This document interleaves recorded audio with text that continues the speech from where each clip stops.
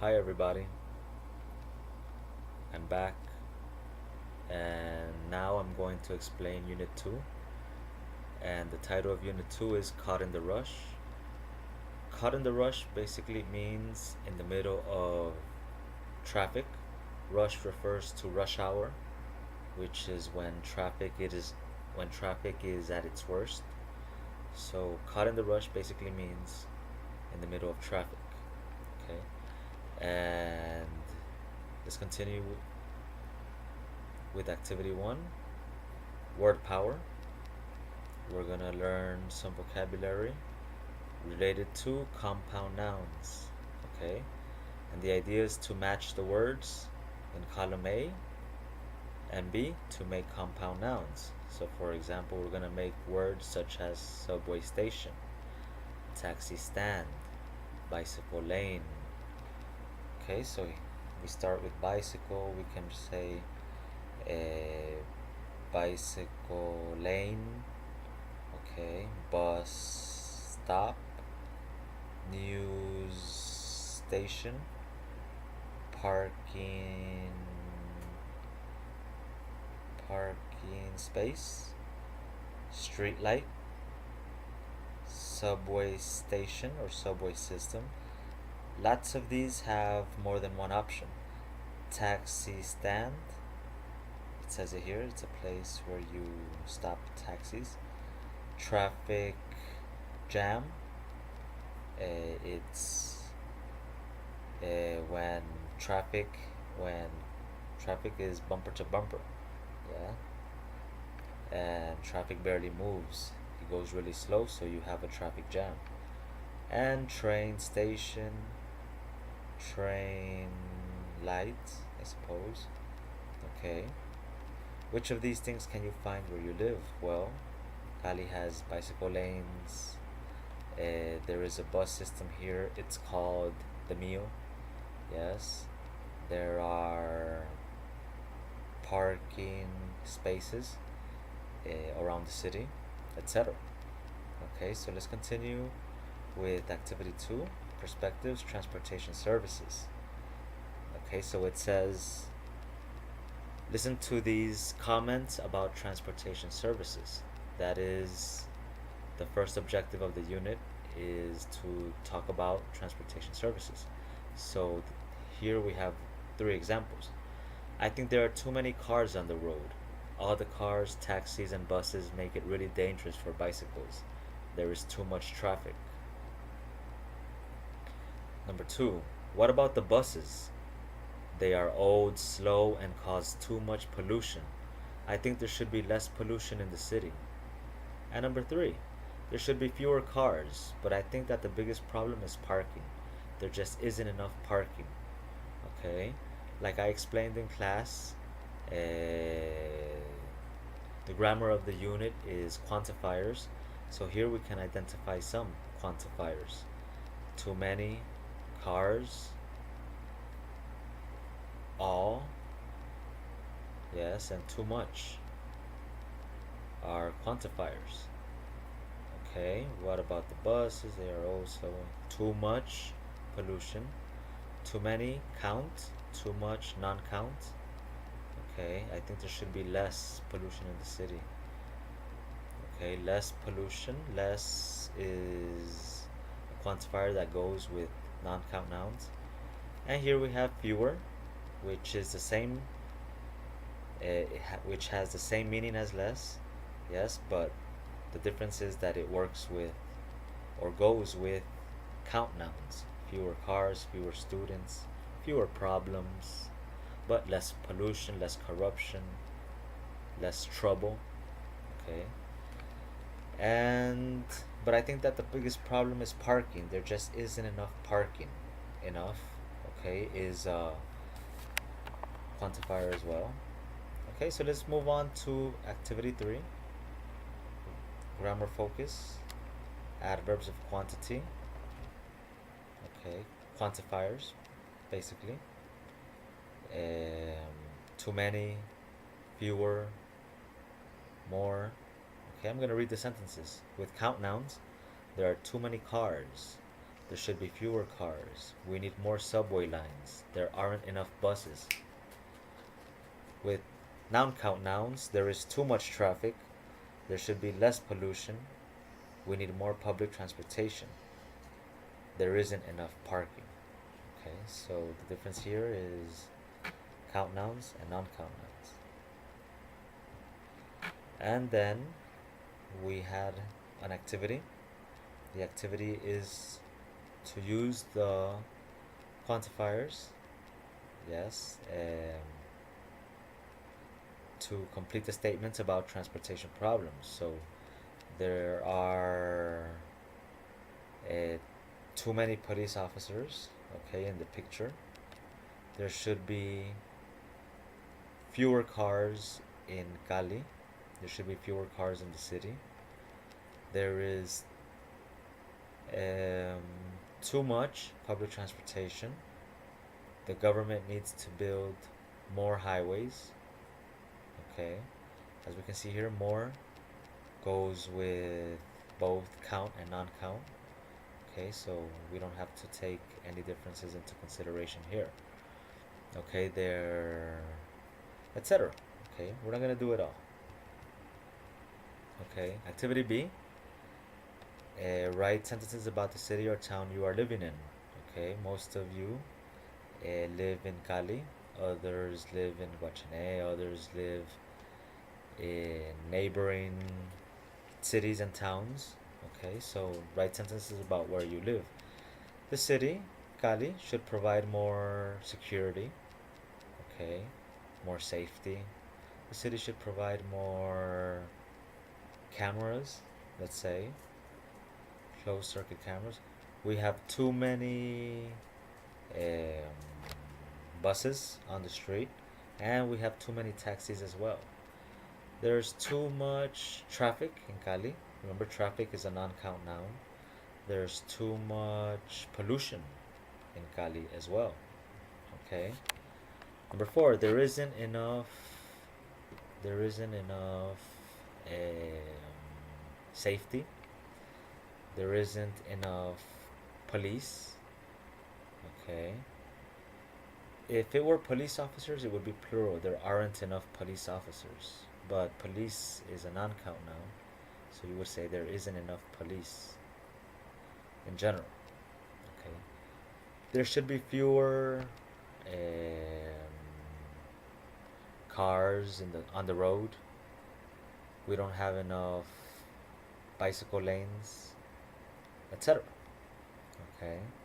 Activity 4 is a listening activity about Singapore. Okay.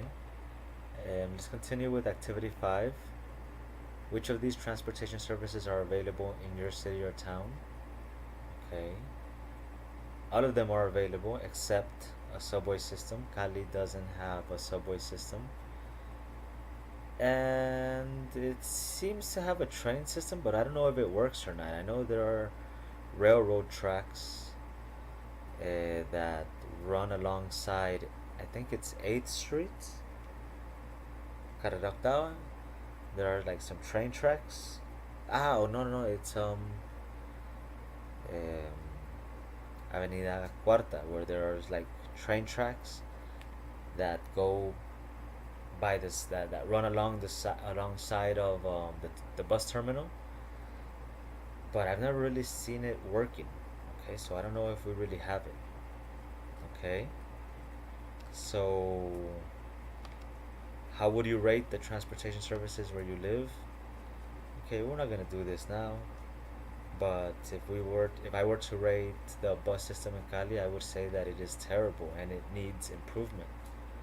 Okay, because sometimes there are long lines and people waiting hours for a bus. Okay, activity 6 is something that you should do. Okay, in your notebooks, write a letter to the editor. Okay, it starts with to whom it may concern. And when you don't know who you're writing to, you write in general to whom it may concern, and then you just basically write some of the problems that you have in the city. Okay, For example, there's too much traffic in this city and it's getting worse. Start reading it again. To whom it may concern is when you're going to write a letter, but you don't really know who is going to read it. Or if you don't know the person's name, you just write to whom it may concern. There's too much traffic in this city and it's getting worse. A few years ago, it took me 10 minutes to get downtown. Now it takes more than 30 minutes during the rush hour. Here are my suggestions to solve some of our traffic problems. First of all, there should be more subway lines, and I think people want to use public transportation, but we need more. Okay, so what you write about your city is what you can say in the oral test, all right?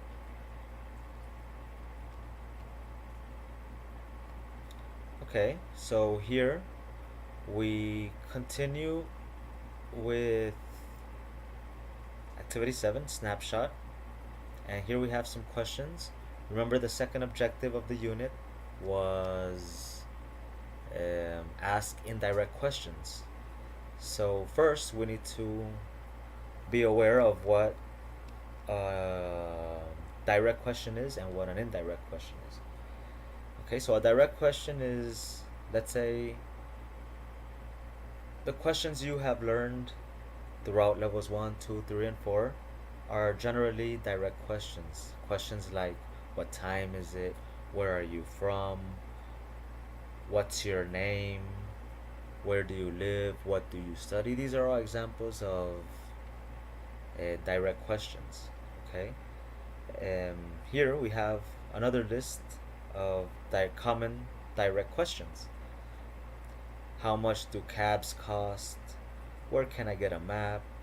Where can I rent a cell phone? Where can I walk my dog? Which hotel is closest to the airport? Where is the best place to meet friends? What's an inexpensive way to sightsee? Where should I go shopping? What are some interesting stores? What museums should I see? Okay, so these are all direct questions. Okay, so if we were to approach a stranger on the street, it would be a little rude to just go up and say, "Excuse me, how much do cabs cost?" Okay, so hence the reason for indirect questions is to be a little more polite, especially with strangers. Okay, keep in mind that direct questions are generally like for friends and relatives, whereas indirect questions are more for strangers and people maybe with people in authority. All right, so for example, we have the question, how much do cabs cost, right? The indirect question would be, excuse me, can you tell me how much cabs cost in this city? Or, excuse me, do you know how much cabs cost in this city? Okay, as you can see, the auxiliary do disappears. Okay, where can I get a map? Excuse me, do you know where I can get a map? Excuse me, could you tell me where I can get a map? Where can I rent a cell phone? Okay, do you know where I can rent a cell phone? Or can you tell me where I can rent a cell phone? Where can I walk my dog? Okay, excuse me, can you tell me where I can walk my dog? Or do you know where I can walk my dog? Which hotel is closest to the, okay, so here, I'm sorry, can and I simply inverts. Okay, like I said in class, um, the question kind of ends like the answer would start. Okay, so I can get a map. Where I can get a map, the answer would be, you can get a map at the drugstore, okay, or at the gas station. Where can I, do you know where I can rent a cell phone? You can rent a cell phone at a gas station. Okay, so here you simply invert. Which hotel is closest to the airport? Do you know which hotel is closest to the airport? Where is the best place to meet friends? Do you know where the best place to meet friends is? Okay, that would be the indirect question. Alright, we're not going to do them all because we have to do activity 8, which is a conversation. Could you tell me? It's a very common way to start indirect questions. Another way is, do you know? Okay, so could you tell me what's your name? Could you tell me what your name is? How old are you? Could you tell me how old you are? Okay, so remember, keep in mind that the structure changes a little bit. As a matter of fact, it changes to sentence word order. When you ask a normal question, you use question word order. And when you ask indirect questions, you use sentence word order. Okay, in the second part of the sentence or question in this case. So we start with, excuse me, could you tell me where the bank is? There's one upstairs. Okay, upstairs is, if you're on the second floor, upstairs is the second floor. If you're on the second floor, upstairs is the third floor. Okay, so there's one upstairs across from the duty-free shop. Do you know what time it opens?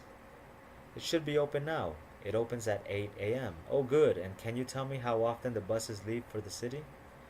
You need to check at the transportation counter. It's right down the hall. Okay, and just one more thing. Do you know where the restrooms are? Right behind you. Do you see where that sign is? Oh, thanks a lot. Okay, so here we have plenty of examples of indirect questions. The direct question is, where is the bank? And the indirect question is, could you tell me where the bank is? Okay, as you can see, the verb is moves all the way to the end. Not always at the end, but it does move till it does move to after the subject. Okay, which is sentence word order. Okay, do you know what time it opens? The regular question here is, what time does it open? Okay, and when we make the indirect question, we eliminate the auxiliary does, which would go here, and the S of does goes to opens. Okay, do you know what time it opens? Another one. Can you tell me how often the buses leave for the city? The direct question here is, how often do the buses leave for the city?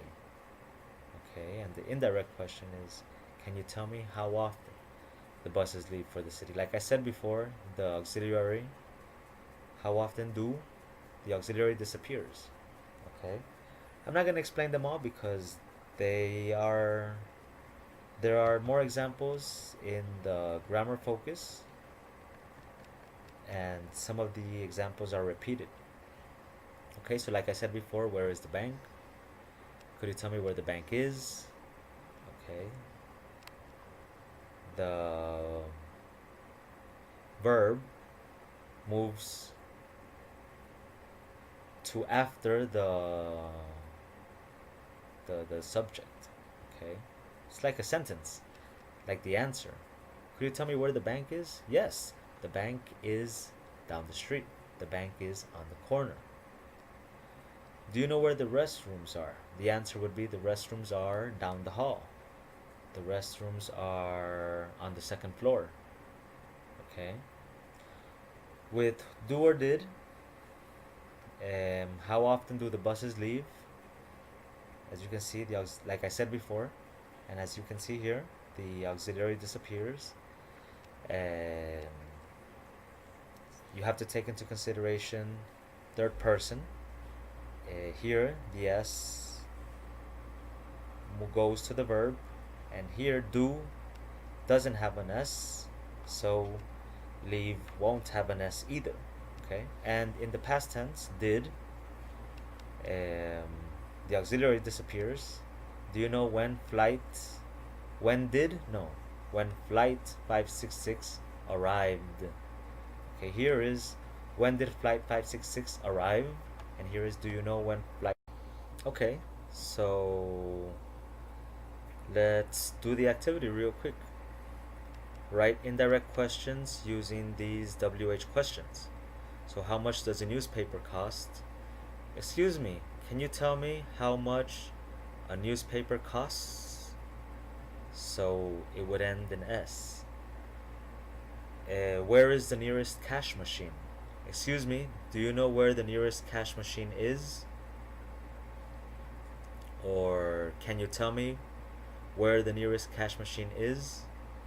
What time do the banks open? Remember I said the auxiliary disappears, so can you tell me what time the banks open? Can you tell me how often the buses come? Number 3 and number 4 are very similar in terms of structure. Okay. Number 5, where can you get a good meal?